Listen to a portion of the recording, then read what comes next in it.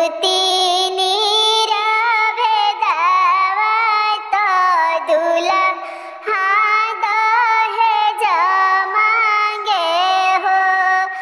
जब पापा सुती भेदावा तो दूल्हा दहेज मांगे हो। आमाज उठेली खोई छालियले पापा दहेज लियले हो।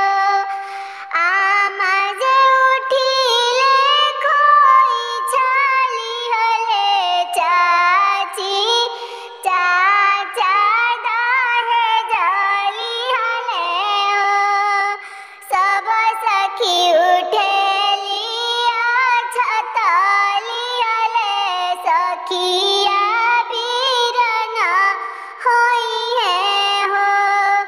सब सखी उठेली छतलियले सखिया बीरन होई है हो।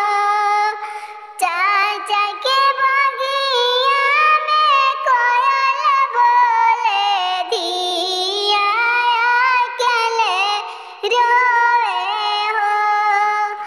पापा के बगिया में कोयल बोले दिया अकेले रोए हो। से हो भैया सुती भेदावा तो जीजा दहेज मांगे हो।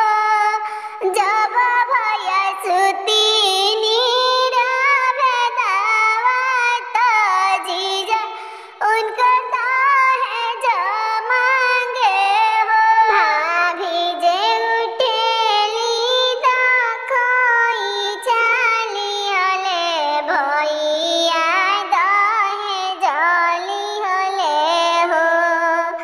भाभी जे उठेली खोई छालियले भैया दहेज लियले हो। सब सखी उठली